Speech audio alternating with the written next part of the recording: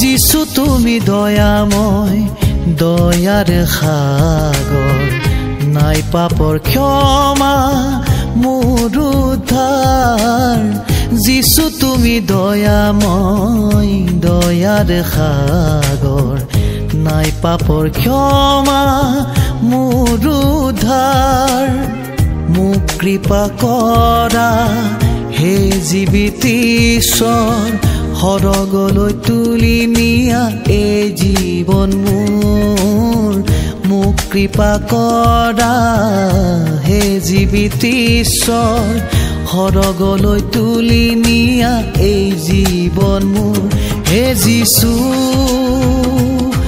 Jesus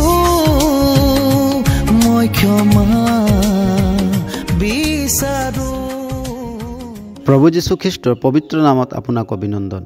পবিত্ৰ বাইবেলৰ যোহনে লিখা শুভবাৰ্তা 15 অধ্যায় 9 পদত আমি এইদৰে পাওঁ, পিতৃয়ে যেনেকৈ মোক প্ৰেম কৰিলে ময়ো তোমালোকক তেনেকৈ প্ৰেম কৰিলোঁ, তোমালোকে মোৰ প্ৰেমত থাকা।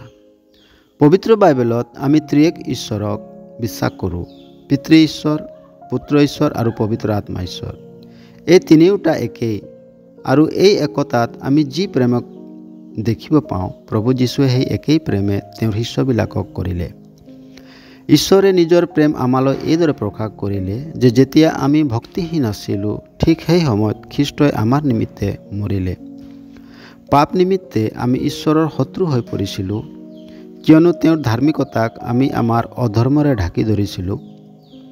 তেওঁৰ ধাৰ্মিকতাৰ সহজ পথক নিজৰ দুষ্টতাৰে একা বেকা কৰিছিলোঁ। ঈশ্বৰৰ লগত এনে শত্ৰুতা হোৱা সময়ত তেওঁৰ পুত্ৰৰ মৃত্যুৰ দ্বাৰাই আমাৰ সম্বন্ধ ঈশ্বৰৰ লগত স্থাপন হ'ল, অৰ্থাৎ যিজনা মানৱ জাতিৰ বাবে ক্ৰুচত বলিদান হ'ল আৰু মৃত্যুবিলাকৰ মাজৰ পৰা তৃতীয় দিনা জি উঠিল।